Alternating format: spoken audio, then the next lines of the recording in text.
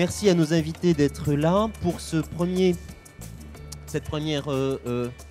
table ronde, ce premier débat de la journée sur le stand de l'Institut français autour de la modernité en architecture, avec en ligne de mire la Biennale d'architecture de Venise et le pavillon français de la Biennale d'architecture de Venise.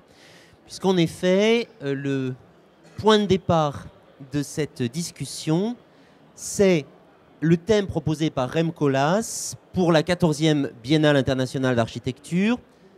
Ce thème, c'est l'absorption de la modernité, absorbing modernity, que chaque pavillon national est invité à décliner à sa manière. Il y a là comme une question, et à cette question, il y a quelque chose comme une réponse, qui est la réponse formulée par Jean-Louis Cohen, ici présent, historien de l'architecture, commissaire du pavillon français, la modernité. Et cette réponse est en forme d'autres questions, puisque c'est la modernité, promesse ou menace. C'est donc de cela que nous allons parler ce matin, de la place de la modernité, de ses effets, d'abord de sa définition peut-être, et de ses effets sur les architectures nationales. Si il fallait décrire le jeu que nous allons jouer, on pourrait dire que c'est un jeu à une pièce en 2 époques et à 3 personnages. 2 époques parce que la proposition de Koolhaas est clairement historique ou historienne. Je crois que ce n'est pas un hasard si le pavillon français a été confié à un historien de l'architecture. Mais évidemment, à travers cette relecture d'un siècle de modernité architecturale, c'est le présent, c'est le monde contemporain, c'est le devenir de l'architecture dans le monde contemporain qu'il s'agit d'interroger. 2 époques donc, 3 personnages, l'un absent, Rem Koolhaas, dont nous allons discuter un certain nombre des propositions, et 2 invités présents, Jean-Louis Cohen, historien de l'architecture, et Michel Lusseau, géographe, directeur de l'Institut français d'éducation et de l'association Arc en Rêve, qui travaille précisément autour de l'architecture, pour discuter de ces mutations contemporaines de l'espace, non seulement de l'architecture, mais je dirais de l'espace mondial lui-même. Pour terminer cette présentation trop peu brève, je dirais que puisque nous sommes au Salon du Livre, je suis aussi parti de livres pour préparer cette rencontre. Alors je n'ai pas amené la somme de Rem Koolhaas qui s'appelle SMLXL parce que je ne disposais pas d'un caddie suffisamment volumineux. Je me suis consacré, je vous conseille, le petit volume paru chez Payot qui s'appelle Junk Space, qui reprend un certain nombre des propositions théoriques de Koolhaas. Et puis, je signale également, lectures qui m'ont été très précieuses, la forte somme de Jean-Louis Cohen intitulée L'architecture au futur depuis 1889, paru chez Phaédon, et le livre passionnant de Michel Lusseau, L'avènement du monde, essai sur l'habitation humaine de la Terre, paru aux éditions du Seuil. Voici ce dont nous pouvons partir. Pour prendre une image, peut-être pour prendre un point de départ, on pourrait partir de ceci. Alors ceci, c'est un photogramme du film de Jacques Tati qui s'appelle Mon oncle. Et si vous vous en souvenez, le film de Tati se déroule dans une villa, la villa Arpel, qui est une sorte de modèle d'architecture moderne ou de rêve moderne d'architecture. Et je crois savoir que la maquette de cette villa sera l'un des objets d'interrogation et de réflexion du pavillon français. Vous nous direz pourquoi. Et la maîtresse de maison faisant visiter sa sœur ne cesse de lui répéter, à sa sœur qui s'inquiète parce que ça fait vide, « Oui, mais tout communique ». Alors, double question posée à l'un et à l'autre, et évidemment, vous pouvez aussi poser des questions entre vous. Pourquoi ce choix symbolique d'une fiction architecturale à l'intérieur du pavillon français? Et puis, est-ce qu'on pourrait définir la modernité en architecture comme ce moment où tout se met à communiquer et où toutes les choses, toutes les villes, tous les architectes se mettent à communiquer ensemble, entre eux? Jean-Louis Cohen. Oui. La villa Arpel de mon oncle est un objet assez extraordinaire, dessiné non pas par un architecte, mais par un peintre, Jacques Lagrange, qui était le gagman de Tati, il était assez alcoolique et pour assurer sa consommation de boissons, il venait toutes les semaines vendre à Tati des gags qui ensuite passaient dans les films. Ça a commencé avec le canoë pliant, le mémorable canoë pliant de Monsieur Hulot. Alors, la maison Harpel dans le film Mon oncle est effectivement un des éléments tridimensionnels importants, sera un des éléments importants dans le pavillon de la France à Venise. Pourquoi ? Autour d'une maquette au 10e, maquette animée assez amusante. Pourquoi ? Parce que c'est un projet fictionnel qui matérialise assez ces conflits dans le rapport de l'architecture moderne avec le monde, qui sont pour moi au centre du récit que je propose pour Venise, qui n'est pas un récit célébratif. Le propos n'est pas de voir, comme je l'ai dit ailleurs, dans l'œuvre de Ricciotti aujourd'hui, la sédimentation des idées qui sont apparues depuis Auguste Perret, mais plutôt de questionner les contradictions, les conflits, les ambiguïtés, les apories de l'architecture moderne. On pourra parler plus tard du rapport de cette définition de la modernité que vous nous suggérez de discuter. Alors la maison Harpel, elle représente une sorte d'espoir, de promesse, celle d'une maison différente des maisons traditionnelles, d'une maison à la mode, d'une maison colorée, d'une maison qui propose justement cette circulation, cette liberté qui dans le même temps est une maison qui vous a servi, une maison qui prend le pouvoir, qui fonctionne toute seule et qui finit par devenir extrêmement angoissante. Donc pour moi, c'est une assez bonne illustration de ces difficultés. Dans le même temps, cette notion de la communication ou de la circulation, elle est fondatrice à la fois de la modernité et de la modernisation. En 1914, une des publications les plus importantes du Werkbund allemand, qui est un des grands organisateurs, orchestrateurs de la modernisation de l'architecture, s'intitule Der Verkehr en allemand, c'est la circulation et c'est le transport aussi, mais c'est aussi le commerce. C'est l'idée que le monde devient poreux, que le monde devient plus, je dirais, devient accessible, et que dans le même temps, l'architecture s'ouvre, les plans deviennent fluides, que ce soit chez Frank Lloyd Wright, chez Mies van der Rohe ou chez Le Corbusier. Le monde de boîtes empilées qu'étaient les villes devient un monde ouvert pour des raisons hygiéniques, des raisons de circulation, à cette nouvelle perspective de l'économie et des échanges. Et je dirais que la maison Harpel, dont je ne voudrais pas faire de Tati un théoricien d'architecture, mais elle reflète cette aspiration, cette pulsion à l'aération du monde et le fait en générant du même coup d'autres angoisses. Nous avons pris un gros risque, nous avons invité ce matin un historien et un géographe à la même table. La communication et la circulation, c'est aussi ce qui est au cœur de ce que vous appelez, Michel Lusseau, une nouvelle manière d'habiter la Terre. Oui, je trouve que cette image est très judicieuse parce qu'elle nous montre un imaginaire de la modernité. Un imaginaire de la modernité par rapport auquel, d'ailleurs, la vie réelle se situe dans une sorte de situation d'ailleurs. C'est ça qui est intéressant avec la modernité, c'est qu'elle n'a jamais été autre chose qu'un imaginaire structurant, organisateur, producteur d'effets, mais par rapport auquel nous, êtres humains sur la Terre, nous nous situons toujours un peu décalés. Hein. C'est d'ailleurs pour ça qu'on peut continuer à en parler, alors même que depuis plusieurs décennies, on s'échine aussi à la dire disparue, hein, que l'on qualifie la période actuelle de postmoderne, hypermoderne, paramoderne, comme on voudra. Cet imaginaire est toujours actif et je trouve qu'il y a là quelque chose d'intéressant. Ça fait vide. C'est un des principes de la modernité que de vider ce qui est au contraire marqué par le trop-plein. Parce que depuis toujours, la ville et l'urbanisation ont produit des organisations spatiales, des réalités sociales qui sont marquées par le surplus, la surabondance, le trop-plein. C'est d'ailleurs un gros problème des architectes et de l'urbanisme que de gérer cette profusion du réel qui est toujours embarrassante, hein, dont on ne sait jamais trop que faire. Donc il y a des solutions pour ça, on en voit une ici.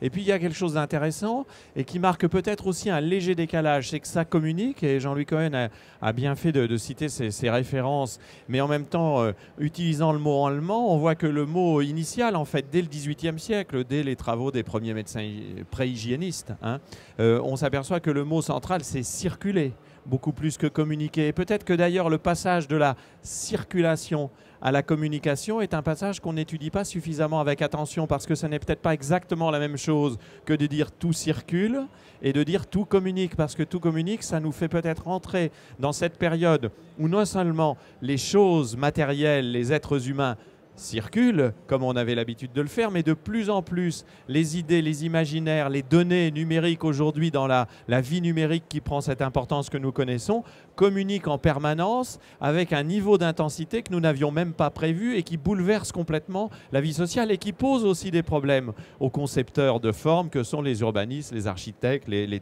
designers et tous les théoriciens de l'organisation sociale. Donc je trouve que cette image est intéressante, comme toujours chez Tati, parce qu'il y a à la fois un imaginaire déjà structuré en cours, et puis moi je trouve toujours chez Tati quelque chose de l'ordre du décalage, c'est-à-dire quelque chose de l'ordre à la fois de l'ironie qui décale, mais aussi de quelque chose qui renvoie à une annonce d'une époque qui n'est plus tout à fait celle qu'on croit qu'elle est, y compris lorsqu'elle s'appuie sur les apparentes certitudes de la modernité triomphante. Alors, d'une communication à l'autre, on peut peut-être passer à la manière dont Rem Koolhaas, qui donc a conçu la thématique de cette biennale de Venise, communique lui-même, et communique à travers un énoncé. C'est un grand communicateur ou un grand communicant, et communique à travers un énoncé, Absorbing Modernity, dont tous les termes sont finalement piégés. Deux remarques. La première, c'est que dans cette manière de présenter les choses, de cette manière de présenter ce qui s'est passé en un siècle d'architecture, la modernité semble flotter comme un processus global, sans sujet, sans personne derrière, dont il s'agirait simplement de savoir comment l'absorber. Bon. Donc, est-ce que cela existe, la modernité? Quel rapport faites-vous, par exemple, Jean-Louis Cohen, en tant qu'historien, entre la modernité comme processus d'ensemble et les architectes qui l'ont définie, qui ont contribué à la bâtir? Quelle place des architectes, des signatures dans ce processus global d'un siècle d'histoire? Et puis, la modernité, elle se dit au singulier dans cette phrase. Y a-t-il une ou plusieurs modernités? Visiblement, pour Koolhaas, il s'agit d'interroger l'unité, peut-être l'homogénéité fondamentale de cette modernité architecturale, de cette grande homogénéisation du monde qu'il invite à interroger. Alors, Koolhaas est un homme qui communique. C'est aussi un homme du livre. Il ne faut pas oublier que comme, pour donner deux autres exemples de figures importantes du XXe siècle, comme Le Corbusier ou Robert Venturi, il s'est d'abord imposé et il s'est fait connaître avec un livre, New York Délire, qui était un livre d'histoire, une interprétation fantastique ou une fantaisie interprétative de New York. Donc c'est quelqu'un qui s'intéresse à l'histoire, mais qui le fait d'un point de vue d'architecte et qui donc la manipule. Donc chacun des termes utilisés peut être totalement discuté. Lorsqu'il parle d'absorption, il propose une sorte de vision paranoïaque du monde dans laquelle une sorte d'hégémonie, en l'occurrence l'hégémonie américaine, qui a été extrêmement importante du début du XXe siècle à nos jours, s'abattrait sur toutes les villes du monde, et le stéréotype du gratte-ciel en verre, entre nous d'ailleurs élaboré en Europe dans les années 20, approprié par les Américains, s'imposerait à tous avec des variantes locales. Donc c'est une vision que je trouve personnellement un peu naïve. Et le problème de Koolhaas dans cette biennale, c'est d'arriver à donner de la complexité à des slogans simplistes, avec, je dirais, des moyens matériels, des moyens rhétoriques assez pauvres. Et donc j'ai peur que le projet tombe un peu à plat parfois. Là où les choses deviennent intéressantes, c'est dans le concert des pavillons. Et j'utilise à dessein ce concert des pavillons.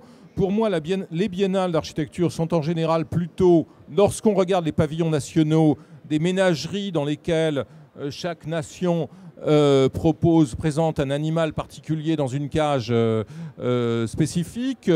On a l'impression que Koolhaas a plutôt une problématique qui serait celle du chef d'orchestre, où il essayerait sinon de conduire un concert, du moins de maîtriser de donner une espèce de couleur mélodique à une sorte de cacophonie maîtrisée. Alors, qu'est-ce que ça veut dire ensuite sur le deuxième terme? Et je ne veux pas être trop long pour que ce soit pas, notre conversation ne soit pas une suite de monologues, mais modernité, je pense que c'est un terme. Le lexique, le champ sémantique ici est complexe.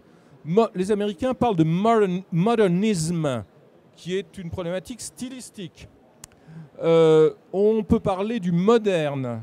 En allemand, on dit moderne, qui est une problématique plus culturelle, élaborée au début du XXe siècle. La modernité, et je renvoie au très beau livre d'Antoine Compagnon, Les 5 paradoxes de la modernité, est un faisceau de positions culturelles qui s'élabore pendant que le monde est en proie à un processus de fond qui est le processus de la modernisation, processus social, technologique, territorial. Et les deux processus ne vont pas au même rythme. Dans le Brésil du milieu des années 50, il y a une modernité culturelle sans véritable modernisation sociale. Dans l'Allemagne nazie, il y a une modernisation sociale autoritaire, sans modernité, avec une modernité architecturale qui est refoulée et que l'on trouve simplement dans quelques programmes utilitaires. Donc je dirais que la manière presque esthétique dont le propos est formulé par Colas est insuffisante pour comprendre les véritables transformations qui se sont négociées entre la sphère de la culture, celle de l'économie et de la politique. Oui, Jean-Louis Cohen a eu raison de rappeler que Colas s'est d'abord fait connaître comme un écrivain, j'allais dire comme un grand raconteur d'histoire, un grand narrateur et un grand montreur. Mathieu Ponnebonneville a dit tout à l'heure que je présidais Arc en Rêve à Bordeaux il y a 15 ans, une exposition célèbre, Mutation, conçue par Colas. C'était déjà une manière de raconter l'histoire de l'urbanisation contemporaine. Et comme tous les grands narrateurs, Colas a besoin d'un opposant à son récit, hein. Il a besoin d'un méchant dans son récit. Et là, on a un peu l'impression que la modernité fait office parfois de cela. Donc, on pourrait considérer que c'est un peu juste et de dire, bon, bah, finalement, passons à autre chose. Et puis, en même temps, il y a quelque chose à retenir, me semble-t-il, de cette interpellation. Moi, ce que je retiens, c'est d'abord peut-être un peu de prudence, mais Jean-Louis Cohen vient de le dire, par rapport au mot modernité brandi comme un étendard. Bruno Latour, dans un livre très célèbre, Nous n'avons jamais été modernes, montrait à quel point cette modernité était un mythe. Et en même temps, ce mythe a été actif, il faut bien le reconnaître. Il a créé ce que j'appelle, moi, en tant que géographe, une imagination géographique particulière. Dont on peut encore voir les signes, dont on peut encore voir les effets, dont on peut encore voir des tenants, d'ailleurs, dans un certain nombre d'acteurs d'organisation du monde urbain contemporain. Mais ce qui m'intéresse, moi, dans la période actuelle, ce que j'essaye de montrer dans mon livre, c'est à quel point cet imaginaire, il est en train alors d'être absorbé, non, je dirais plutôt d'être atomisé, plus que bousculé ou absorbé. Nous sommes dans un moment où nous passons dans un ailleurs de la pensée et de l'imaginaire. C'est-à-dire, je crois que nous ne sommes pas postmodernes, nous sommes complètement ailleurs. Nous sommes en train de réinventer des imaginaires urbains et spatiaux qui peuvent bien entendu être en lien avec des choses qui ont préexisté. On peut retrouver ça et là des traces de cet imaginaire moderne, mais ce que nous avons à observer, lorsque nous allons dans les métropoles, dans les ensembles urbains à travers le monde, ce que nous avons à observer est très loin de ce que la modernité nous a appris. Finalement, ce que nous avons à tenter de penser, de comprendre, voire d'organiser, c'est cette sorte de nébuleuse urbaine d'un autre genre, où bien sûr de temps à autre la modernité fait surface, mais le vocabulaire que la modernité a forgé est impropre à nous permettre, un, de comprendre ce qui se passe sous nos yeux, et deux, sans doute, d'aborder la question tout à fait délicate des moyens que nous pourrions mettre en œuvre pour tenter de rendre ce monde urbain habitable pour le plus grand nombre. Donc, plus qu'absorbing modernity, je serais tenté de dire qu'il faudrait plutôt essayer de comprendre la diffraction, l'éclatement, l'atomisation et la reconfiguration, la confusion de la modernité dans de nouveaux genres d'imaginaires que nous devons aujourd'hui prendre en charge. Oui, de nouveaux imaginaires dans lesquels les vestiges de la modernité historique, en gros celle du XXe siècle, sont devenus des fétiches, c'est-à-dire sont devenus des éléments épars, représentant, renvoyant à un tout disparu ou un tout qui n'a jamais existé. Et là, évidemment, j'ai à l'esprit toutes les stratégies souvent en échec de préservation de ces documents. Je voudrais vous faire réagir sur quelques images présentées par Colas pendant sa rencontre avec les représentants des différents pays pour la préparation des pavillons nationaux. Celle-ci, je les mets à la suite, montrant la circulation des architectes à partir des années 1980 et le caractère absolument transnational non seulement des plus grandes signatures, mais même des firmes moyennes. Vous le signalez dans la conclusion de votre histoire de l'architecture au XXe siècle, la nécessité d'être transcontinental quand on est architecte aujourd'hui. Et puis, 2 mosaïques que Colas a présentées pendant cette conférence de presse.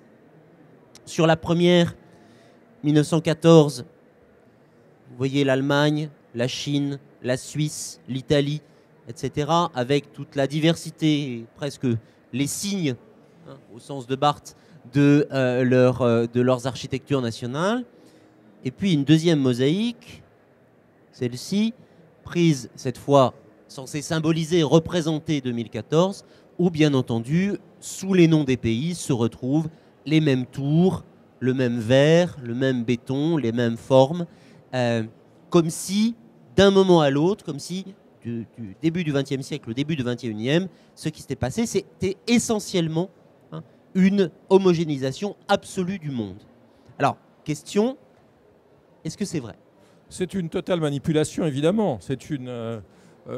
Colas a commencé sa trajectoire vers l'architecture en étant journaliste, en essayant d'être scénariste de films.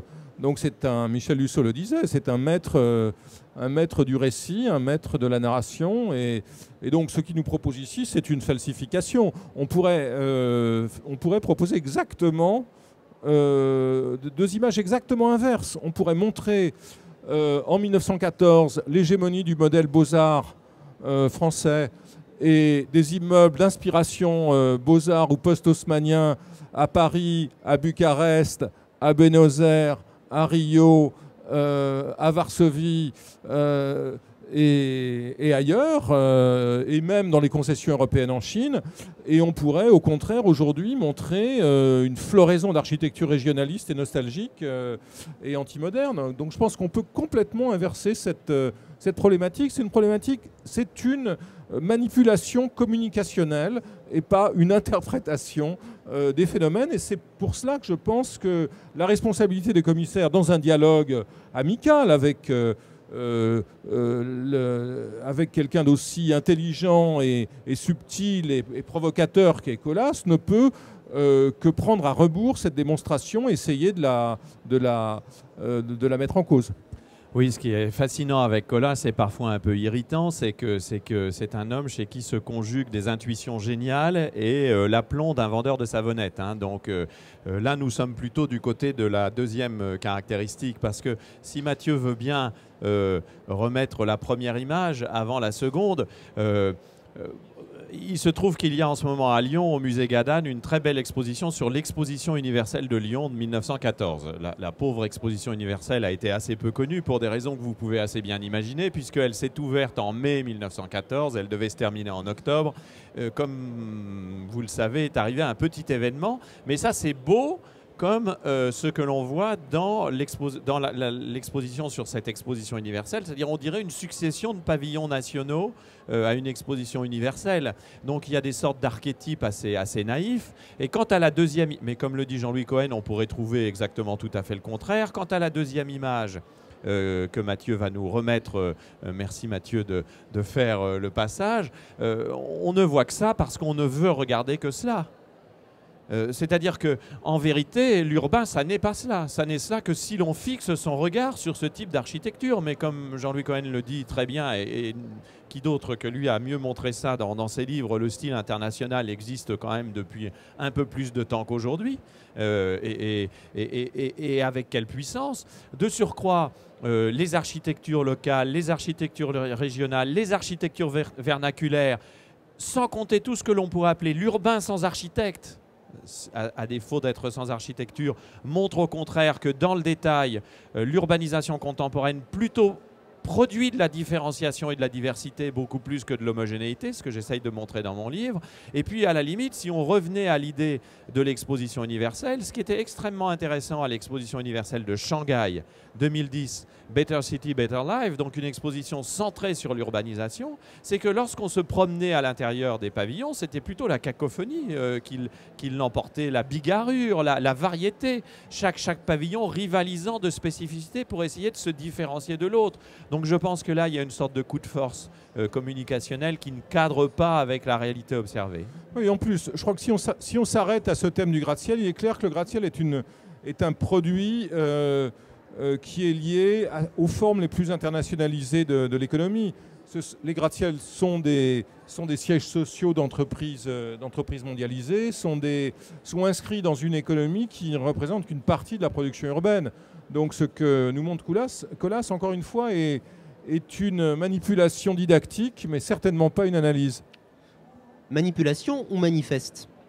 Parce qu'il me semble que dans le geste de Rem Koolhaas, il y a deux choses. Moi, j'aurais envie de l'interpréter de deux façons. La première, c'est que, on trouve ça dans l'un de ses textes, l'un de ses livres, des formules de type abat l'identité, hein, c'est que l'affirmation identitaire des centres urbains, des villes, des nations est aujourd'hui au mieux nostalgique, au pire régressive et réactionnaire.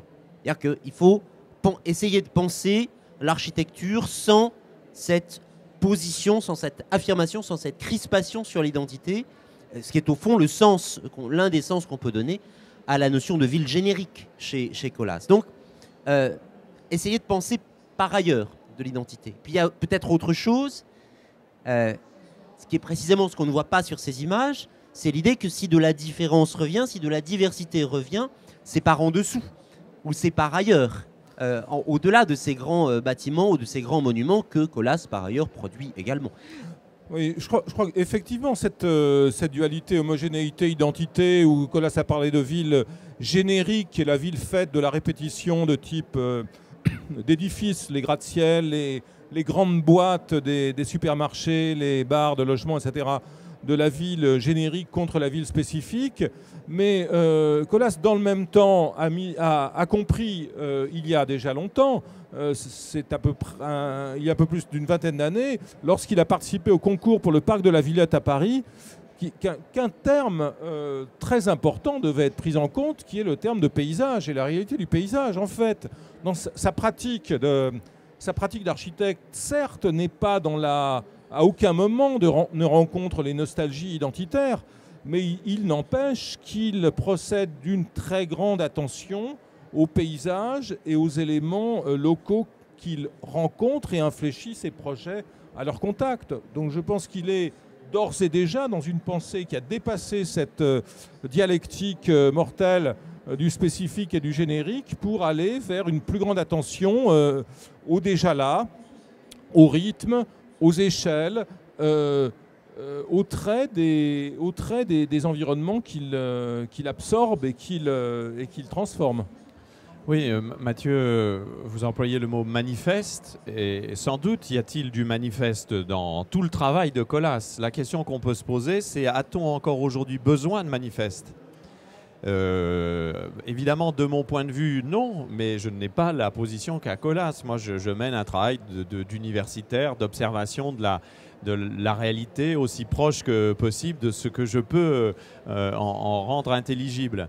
Et je crois que la position de l'énonciation d'un manifeste devient aujourd'hui intenable par rapport justement à l'hyper-complexité. Hein. Retrouvons cette extraordinaire formule de Vladimir Yankelevitch qu'on n'attendait pas sur ces terrains quand il disait « Le monde contemporain nous confronte à une modernité avec une complexité avec exposants ». C'est une formule extraordinaire, la complexité avec exposants, c'est-à-dire la complexité facteur N. Et devant cette complexité avec exposants, le manifeste peut-il encore suffire? À l'évidence, non. Et là où Colas pose, à travers ce type de démarche, des oppositions, il faut plutôt, Jean-Louis Cohen vient de le dire à très juste raison, il faut plutôt trouver des mises en tension, des dialogiques, des interactions. Il faut effectivement réhabiliter le latéral, ce qui vient du dessous, mais comment réhabiliter, par exemple, la pratique urbaine des habitants, non pas des résidents, mais des habitants. Comment réhabiliter ce que les citadins, au jour le jour, font à travers leurs arts de faire, comme le disait en son temps Michel de Certeau. Comment le faire à partir d'une approche de ce type-là, c'est-à-dire qui par un jeu d'iconographie, pose l'opposition terme à terme de réalités qui, en vérité, ne sont pas opposées. Donc je pense qu'aujourd'hui, je suis désolé de le dire un peu comme ça, la pensée de Colas est plus un obscurcissement qu'un éclairage sur la réalité urbaine telle que l'on a à l'observer. Excusez le jugement peut-être un peu sévère un samedi matin, mais nous sommes là aussi pour en débattre. Je serai un peu moins sévère parce que je situerais pour moi, peut-être est-ce un peu l'aveuglement de mes propres thèmes de recherche, mais je crois qu'il y a un modèle caché chez Colas. Et ce modèle caché, c'est le Le Corbusier des années 20, c'est-à-dire que celui qui faisait mine de dévoiler le monde à ceux qui ne le voyaient pas, des yeux qui ne voient pas. Et donc Colas a fait ça, par exemple, dans son analyse de ce qu'il appelle le junk space, dans son analyse de l'architecture commerciale, en disant il y a là une invention spatiale que personne ne veut voir, parce que c'est l'architecture des supermarchés ou des grands magasins est considérée comme étant n'étant pas noble, comme étant, je dirais, de prosaïque, trivial. Il a fait ça avec son travail sur la rivière des Perles. Il a été un des premiers à analyser et à dire qu'il se passait des choses intéressantes dans les formes d'urbanisation de la Chine du Sud. Donc pour moi, cette figure de Colas, le reporter, le commentateur, est peut-être plus caractéristique que celle de Colas, l'auteur de Manifeste. Oui, alors nous dialoguons, hein, nous sommes là pour ça. Alors je ne suis pas sûr, cher Jean-Louis Cohen, que la comparaison me rassure avec le Corbusier des années 20. Et si l'on reprend le texte de Bruno Latour que j'évoquais en commençant, nous n'avons jamais été modernes. Ce que Latour reproche, entre guillemets, à la modernité, comme imaginaire, créatif, oui, c'est d'avoir été justement une sorte d'écran tendu entre les observateurs et ce que l'on pourrait appeler la vie réelle, constatée. Et dans une certaine mesure, l'imaginaire de substitution que nous propose Colas ne me paraît pas différent. C'est-à-dire, il est aussi une sorte d'écran qui nous empêche de bien observer le latéral, la mise en tension, la complexité avec exposants. C'est-à-dire, en gros, et là je pense que je suis assez proche de ce que dit Jean-Louis Cohen dans sa référence à Le Corbusier, je pense que, quoi qu'il dise le contraire, Colas est encore un adepte de la simplification, oui. Du dévoilement. Et je pense que nous ne pouvons plus tenir aujourd'hui ces positions. Alors, je dirais qu'il y a une autre composante du propos de Colas. Je suis tout à fait d'accord avec ce que dit Michel Lusseau avec son développement sur ce thème. Il y a une autre composante de la Biennale qui correspond à l'exposition dans le pavillon central, l'ex-Padiglione Italia, dont le titre est Fundamentals, les éléments fondamentaux de l'architecture. Et qui là met en évidence une sorte de virage dans la trajectoire de Colas, qui est toujours quelqu'un qui s'est efforcé d'évacuer les enjeux architectoniques, c'est-à-dire le faire concret des bâtiments, y compris la manière dont lui fait ses propres bâtiments. quand on analyse les textes qu'il a publiés à propos de son œuvre bâtie, il met toujours en avant le programme et les mutations possibles dans le programme, et il ne parle jamais des éléments constructifs et du langage qu'il utilise. Et dans Fundamentals à la Biennale, il inverse le propos, c'est-à-dire qu'il s'attache à présenter des collections d'escaliers, d'ascenseurs, de fenêtres. Bref, il s'attache à montrer les matériaux de la réponse architecturale au programme, et je trouve qu'il y a là, chez lui, une sorte de changement qui me semble intéressant, et que peut-être ces projets américains ont provoqué, car lorsqu'on construit en Amérique, on ne plaisante pas avec la matérialité des choses comme Colas a pu le faire avec certains projets européens. Alors ça, c'est un enjeu historique majeur aussi, et j'imagine que c'est un défi quand on a élaboré le programme pour un pavillon. S'agissant de l'architecture au XXe siècle, cette tension entre l'architecte, la signature, le programme et ces éléments anonymes, matériels, circulants, qui vont changer radicalement la donne technique du travail des architectes et de la production du bâtiment au XXe siècle. Je crois me souvenir que sur le pavillon français, il y aura une salle dédiée au préfabriqué, au béton, à l'élément, à la plaque de placo, à ces éléments-là qui vont très profondément changer la donne. Alors, comment est-ce qu'on peut raconter à la fois l'histoire de la modernité au XXe siècle comme une histoire de grands noms et comme l'histoire de ces éléments qui, à eux seuls, de manière très anonyme, vont changer la donne? Je ne pense pas qu'il faille que les grands noms nous obsèdent. J'ai parlé dans ce livre, mais c'était un projet que j'ai formulé, que je n'ai pas finalement réussi à mettre en œuvre, d'écrire une histoire de l'architecture de série B. Souvenons-nous de ce qu'était la série B Hollywood. C'était les films à petit budget que les vedettes devaient tourner pour remplir leur contrat, en y faisant des apparitions plus brèves ou des films dans lesquels passaient des acteurs de seconde catégorie. Le monde a été transformé par la série B bien plus que par la série A. Et donc, ce qui est intéressant, c'est de voir comment cette série B a été produite. Car au fond, quel a été le grand apport ou la grande transformation que le XXe siècle a introduit dans l'architecture? En termes très concrets, ça n'est ni une transformation constructive, technologique, ni une transformation esthétique.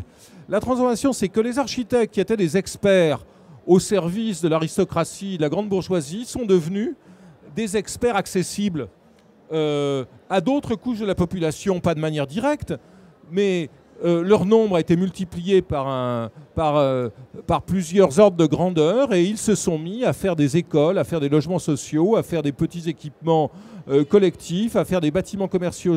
Donc cette diffusion de l'architecture, de l'expertise architecturale, cette réponse à des enjeux massifiés est fondamentale aussi dans la modernité. Elle explique aussi l'émergence de stéréotypes de type répétitif que Colas a analysé. Donc, pour moi, c'est là que se trouvent les grands changements. Et évidemment, la tentation de l'industrie a été une des grandes caractéristiques de ce mouvement vers la grande production. Alors, à Venise, je parle de cette perspective de deux manières, en montrant d'une part l'échec du projet français le plus remarquable de cette période, qui est le projet de Jean Prouvé, de construire les maisons comme on construit les avions et les automobiles, c'est-à-dire de construire des maisons légères, d'imaginer un univers d'éléments légers, mobiles et transportables, totalement inscrit dans l'idée d'un siècle qui communique et qui circule. C'est ce projet que Prouvé a raconté la craie à la main dans ses inoubliables cours des arts et métiers pendant une quinzaine d'années, entre 58 et le début des années 71. C'est ce qui a été pour ma génération la véritable découverte de l'architecture. Donc je voulais rendre hommage à cet épisode et dans le même temps raconter et déplorer la victoire de l'alternative française, c'est-à-dire de la préfabrication lourde en béton, pour des raisons complexes à expliquer, à cause de la collusion entre l'État et le ministère de la Construction et les grandes entreprises du bâtiment et des travaux publics, à cause d'une pression de l'urgence en matière de logement qui aboutit à la création d'hétérotopies que sont les grands ensembles. Donc je voulais montrer à la fois la promesse et je montrerai la promesse qu'a représenté cet univers léger, radical, élégant, très séduisant esthétiquement de Prouvé, et finalement la menace sur la vie quotidienne qu'a représenté, après un premier moment d'éblouissement bien vite disparu, la politique de la préfabrication et de la construction de masse dans les grands ensembles. Oui, deux choses. Peut-être d'abord dire que j'aime bien la comparaison entre les films d'auteurs majeurs, les superproductions et la série B. Et si l'on voulait filer la métaphore, on pourrait peut-être dire d'ailleurs qu'une des caractéristiques du moment contemporain de l'urbanisation que nous vivons, c'est que c'est surtout la série Z qui triomphe. On n'a pas parlé de la série X qu'il faudrait définir. C'est-à-dire aussi une architecture, une construction urbaine, une production du cadre bâti, comme on disait jadis, qui se fonde sur l'informalité, le transfert sauvage de modèles architecturaux, une sorte de mélange des styles et des registres, tout ça dans une atmosphère de très haute spéculation foncière et immobilière, donc quelque chose qui échappe aussi à la maîtrise que représente aussi la pensée par style. Parce que, en fait, dans l'urbain contemporain, ce qui est frappant, c'est que beaucoup de choses n'ont pas de style. C'est-à-dire beaucoup de choses échappent à tout arraisonnement, en quelque sorte, par une pensée qui soit justiciable d'une analyse en termes d'histoire des formes. Donc ça, c'est une première remarque. La deuxième remarque tient plutôt à l'activité très singulière et très difficile qui est celle qui consiste à vouloir montrer l'urbain et l'urbanisation. C'est-à-dire à l'activité à laquelle Jean-Louis Cohen se confronte et à laquelle je me confronte un peu, moi, en tant que président d'Arc en Rêve. C'est très difficile, en fait, aujourd'hui de montrer l'urbanisation. C'est très difficile, d'ailleurs, aussi d'échapper, du coup, à une perspective historique qui est une perspective qui nous donne quand même des phares et des balises, et des amers au sens de la navigation. Par exemple, cette question à laquelle on essaye de se confronter à Arc en Rêve, puisque nous voulons organiser en 2015 une exposition 15 ans après l'expo Mutation, pour essayer de faire autrement et autre chose. Et nous nous posons la question suivante. Comment faire pour montrer et susciter le débat les pratiques urbaines des habitants, et pas simplement montrer l'urbain à travers une histoire des formes. Évidemment, ça c'est nécessaire, c'est indispensable, et ce que dit Jean-Louis Cohen est tout à fait passionnant, et je partage en particulier ce qu'il dit sur Prouvé, et je partage la tristesse d'avoir vu le modèle de Prouvé finalement vaincu par un modèle dont on connaît les effets contre-intuitif, voilà. Mais finalement, cette histoire-là qui est nécessaire, comment peut-on l'accompagner d'autres choses qui seraient une vraie capacité, une vraie possibilité de montrer aussi l'urbain tel qu'il est fabriqué par les pratiques habitantes, par ce que j'appelle les spatialités ou la cohabitation des habitants. Et ça, cette question aujourd'hui, elle n'est pas facile à aborder. Oui, je crois cette question, elle est posée par les sciences sociales depuis très longtemps. Il ne faut pas oublier que les critiques des grands ensembles, je pense au premier texte de Chambardelot, étaient strictement contemporaines de leur production, comme on dit en anglais, « the writing was on the wall », on savait ce qui allait se produire. Ça a été pensé en même temps que s'effectuait leur production. Mais je dirais, et là je reviens sans dévoiler de grands mystères à mon intention à venir, je dirais que c'est du côté de la fiction et du côté du cinéma que l'on trouve sans doute les interprétations les plus efficaces, les lectures les plus sensibles de ce qui se passe dans la ville, autant que dans les sciences sociales. Et donc, de ce point de vue, pour moi, dans le récit du pavillon de Venise, qui est à la fois constitué d'objets en 3 dimensions, de fragments de bâtiments de Prouvé, cette maison Harpel à l'échelle 1/10, une maquette d'un grand ensemble, des panneaux de béton grandeur nature, mais en carton, car le transport du béton à travers la lagune de Venise aurait consommé le budget entier qui n'est pas négligeable de ce pavillon. Donc tout ceci est nappé, si je puis dire, dans une narration cinématographique dont le point d'aboutissement sera une brève évocation du film de Godard, 2 ou 3 choses que je sais d'elle, donc tourné dans les 4000 de la Courneuve en 1967, qui est sans doute autour de la figure de l'héroïne jouée par Marina Vladi qui se prostitue et qui s'ennuie dans ce grand ensemble, qui est sans doute, comme par ailleurs les films de Rohmer le seront sur les villes nouvelles, la réflexion la plus aiguë sur les processus non esthétiques, sociaux, personnels, intimes à l'œuvre dans ces quartiers. Oui, là, je partage cette analyse. On pourrait citer d'ailleurs un film très récent qui sort ces jours-ci en France, qui s'appelle Les Bruits de Récif, qui est un film absolument remarquable sur la façon dont des individus aujourd'hui habitent une métropole contemporaine, un film extrêmement subtil. Mais je serais tenté de dire qu'au-delà des œuvres de fiction, dûment écrites, consignées, filmées par des auteurs, nous nous intéressons aussi, et moi je m'intéresse aussi à tout ce qu'on pourrait appeler l'impact sur nos manières de montrer l'urbain et l'urbanisation du big data et de tous les mouvements de production de données ouvertes et partageables par les citadins eux-mêmes.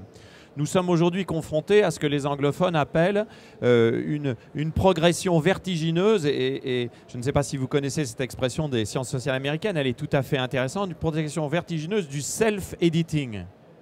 Hein, très difficile à traduire, hein, le self-editing, c'est-à-dire à travers les médias numériques, à travers les moyens télécommunicationnels, la vie sur les réseaux, la production de données en permanence, l'échange de données en permanence, les individus deviennent de plus en plus les éditeurs, les curateurs, les bibliothécaires et les diffuseurs, les publicistes de leur vie dans toutes ces dimensions. Et ceci d'ailleurs donne parfois un peu le tournis, pour ne pas dire plus, et pose évidemment toute une série de questions. Et en même temps, quand on regarde cela, on ne peut pas considérer qu'il ne se dit rien à travers ce mouvement de ce qu'est la vie contemporaine dans les grands ensembles urbains et dans les grandes nébuleuses urbaines. Et je pense qu'il y a là aussi des matériaux qui devraient être observés ou en tout cas pris en compte dans nos réflexions. Et une question, j'ai une question.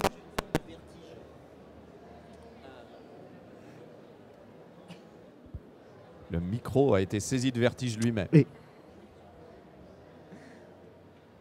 Oui, je reviens à une forme de vertige qui m'a saisi à lire la conclusion de vos 2 ouvrages. Et dans le croisement de ces 2 conclusions, qui est un peu le croisement entre ce que vous disiez, Michel Luceau, à propos des pratiques et des arts de faire des habitants, et ce que vous disiez, Jean-Louis Cohen, à propos de l'échec du programme des grands ensembles. Dans la conclusion de l'ouvrage de Michel Luceau, on peut lire que l'époque doit être à la formulation de nouveaux droits spatiaux, et que ces droits spatiaux, que ces droits à l'espace doivent être assis ou adossés à une prise en compte démocratique des aspirations et des usages des habitants.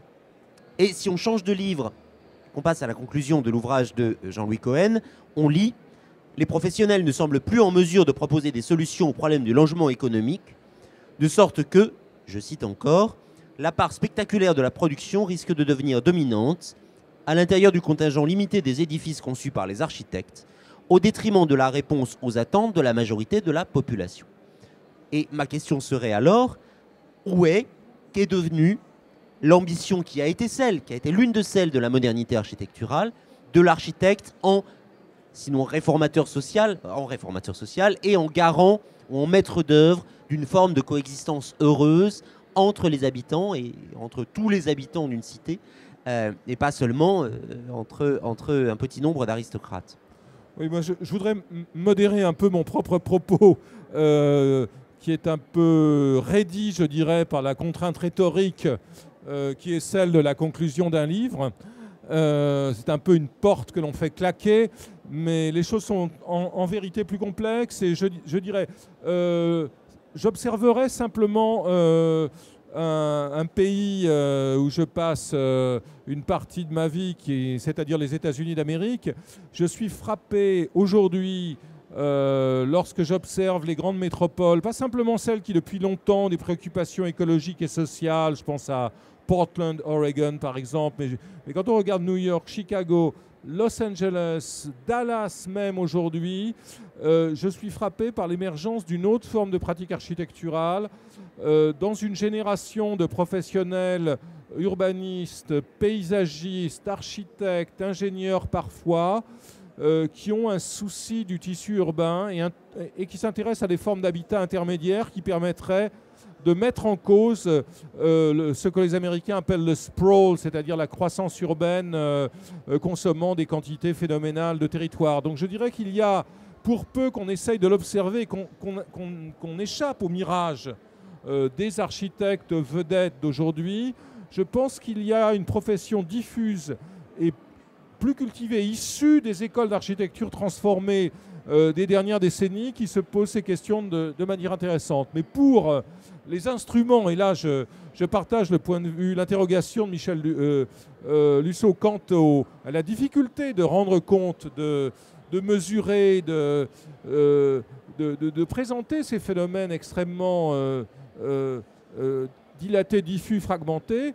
Il est difficile de rendre compte, mais je suis absolument convaincu que ces préoccupations refont lentement surface après cette sorte d'hystérie stylistique du postmoderne et de la réaction immédiate qu'elle a entraînée et qui a été nommée par certains hypermodernité. Oui, je suis tout à fait en accord avec ça. Je crois effectivement que si l'on reprend l'image que vous avez projetée tout à l'heure, Mathieu, de la deuxième image de Colas avec ces immeubles-là, si l'on ne regarde que cela, on pourrait croire de facto que l'architecture est totalement dévoyée dans son intégralité et soumise. Alors là, vous pouvez soumettre à qui vous voulez, aux appétits du marché, aux intérêts immédiats de l'architecte, enfin, etc. Il y a incontestablement des agences qui ne travaillent que dans ce registre-là. Après tout, c'est sans doute leur droit et peu importe. Mais je suis frappé, moi aussi, depuis une petite dizaine d'années, de voir le renouvellement des démarches et des propos des architectes urbanistes, hein, selon les pays. D'ailleurs, la différenciation n'est pas aussi claire.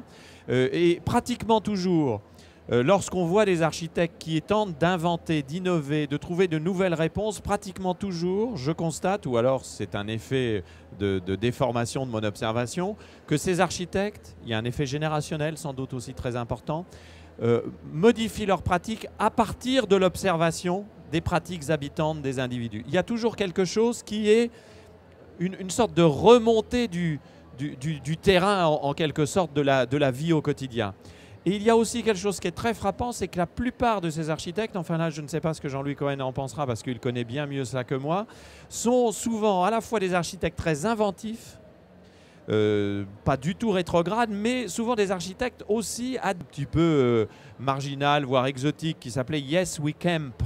Hein, donc une opération de campement participatif qui a lieu pendant 6 mois dans une friche, dans le off du programme. Un nombre très important de jeunes architectes français, belges, suisses sont venus pour proposer des solutions temporaires d'habitat. Et ces solutions, elles n'étaient pas là pour dire c'est comme cela qu'il faut construire. Définitivement, elles étaient là pour dire à partir de ce type de forme, on peut réinterroger l'habitation humaine et réinterroger la pratique de l'architecture. Et moi, je suis certain qu'il y a aujourd'hui un vivier extrêmement bouillonnant de solutions. Reste quand même une inquiétude pour moi, c'est la manière dont nous pourrons rendre habitable de façon soutenable l'ensemble des espaces urbains sans architecture et sans architectes qui dominent dans les 2/3 des pays du monde. Et ça, c'est une autre préoccupation qui m'est chère, mais qui n'est pas facile à aborder. Peut-être une autre biennale le fera-t-elle. Non, je suis frappé lorsqu'on observe la scène de l'architecture française par la présence de ce courant dans lequel je rangerais Anne Lacaton et Jean-Philippe Vassal, Patrick Bouchain, ou en termes de paysage, Alexandre Chemetov, de professionnels qui n'ont pas de... Je dirais qui ne battent pas en retraite quant à la définition de la forme, mais qui ont une capacité d'observation et d'interprétation du déjà là, et de leurs interlocuteurs institutionnels et non institutionnels qui conduit à une architecture différente. Donc je crois que c'est beaucoup plus caractéristique et porteur que les gesticulations vitrées de certains autres, ou métalliques. Il nous reste quelques minutes, 5 petites minutes pour d'éventuelles questions, interventions, objections, compléments. Je crois qu'un micro va circuler. Que peut-on faire quand quelques politiques veulent imposer porte de Versailles à la place des pavillons de salons d'exposition une horrible pyramide et qui ne servirait qu'à des bureaux alors que nous avons besoin d'habitation et qui va nous polluer le paysage? Qu'est-ce qu'on peut faire? On fait des manifs, mais nous, la population, on est contre. Écoutez, bon, il y a des élections municipales demain, je crois, mais à part ça, tout le programme de l'équipe sortante ne se résume pas dans le lancement de ces grandes opérations architecturales. Donc la question n'est pas purement politique. Je pense qu'il y a une convergence objective entre le narcissisme de certains élus et le narcissisme des architectes. Et que c'est ce qui constelle notre ville de grandes machines célibataires. Je me souviens personnellement, puisqu'on est à la veille de sa sortie de scène, je me souviens d'un épisode drôlatique de la première campagne électorale de Bertrand Delanoë à Paris, qui visitait l'Institut français d'architecture que je dirigeais à l'époque et qui me fait une confidence sous l'œil des caméras. Il me dit « Mon rêve, ça serait que Géry construise à Paris ». Alors, Géry, c'était Gary. Donc, et c'était une expression, cette espèce d'attente d'un grand geste architectural qui, du coup, aurait fait de lui un Médicis moderne. Donc je crois que c'est là qu'est ce problème, dans cette convergence narcissique qui n'aboutit pas nécessairement à rendre les villes plus vivables. Oui, moi j'aurais évidemment pensé que c'était l'acolyte de Tom et Jerry, hein, donc je me demandais s'ils avaient construit. Mais par rapport à cela, madame, je ne répondrai pas, je ne connais pas le cas que vous évoquez, mais je pense que votre question pose un problème plus général, qui est un problème pas du tout purement théorique, même si c'est un problème de vraie philosophie politique. C'est que je crois qu'il faut partout au monde, y compris dans les pays démocratiques, réfléchir à la redéfinition des cadres du débat public autour de la question de la production du cadre bâti. Et je pense que c'est quelque chose de très important. Et ceci dit, sans aucune démagogie, il ne s'agit pas de dire que des riverains ont toujours raison a priori, mais il ne s'agit pas plus de dire que des pouvoirs publics ont toujours raison a priori, il s'agit simplement de dire que l'espace de la cohabitation des humains est une chose suffisamment fondamentale pour que l'on réinvente des formes de discussion et de débat public et de choix collectifs qui soient différents de ceux qui existent aujourd'hui. Parce qu'autrement, on ne s'en sortira pas, à mon avis, on produira de la crispation, voire de la frustration, voire du conflit ouvert. Bien, bah écoutez, je crois qu'il est midi. Il me reste à vous remercier. Merci à vous, Mathieu. De votre participation. Ah, il y avait encore une question. Une dernière question, alors. Dernière question, oui. Oui, bon, c'est pas une question vraiment, c'est de faire partager une expérience pour revenir sur le problème de Manifeste de Colas et son attitude. Une question un petit peu plus théorique. C'est l'interprétation que vous avez faite du titre de la Biennale. Vous parlez de l'absorption de la modernité. Moi, je m'étais toujours, en lisant ça, je m'étais plutôt dit absorbante les modernité. Ça inverse un petit peu le phénomène, c'est-à-dire ce n'est pas l'absorption de la modernité, parce que la modernité ne devient pas si, mais absorbante modernité, il y a une espèce de maléfice dans la modernité quand même. Hein, c'est-à-dire que quelque part, si on inverse un petit peu cette idée-là, on voit que Colas, effectivement, c'est plutôt un manifeste, et on pourrait imaginer qu'il faut vraiment se méfier de ce maléfice de la modernité et qu'il faudrait réellement l'analyser dans ce sens-là plutôt que d'essayer de l'absorber pour pouvoir penser cette nouvelle invention du monde et cet nouvel avènement du monde. C'est plutôt dans ce sens-là. Hein, la mettre effectivement comme une dynamique et non pas comme une passivité qu'on reçoit de l'histoire.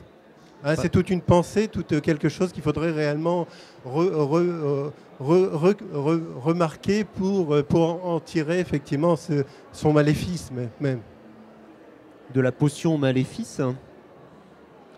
Voilà une autre interprétation. Non, je trouve que l'interprétation est intéressante. J'y avais un peu songé en voyant le absorbing, mais de toute manière, ça n'enlève rien au fait qu'à mon avis, une façon de s'éloigner du maléfice, c'est de refuser le manifeste. Donc voilà, ça n'enlève pas pour moi la contradiction au cœur même du projet de Colas. Oui, ou de passer du manifeste à l'analyse, ce que feront certains des pavillons, mais ce que d'autres ne feront pas en restant dans une posture narrative célébrative. Rendez-vous en tout cas à Venise, la Biennale dure assez longtemps pour que tout le monde puisse y aller. Merci à tous.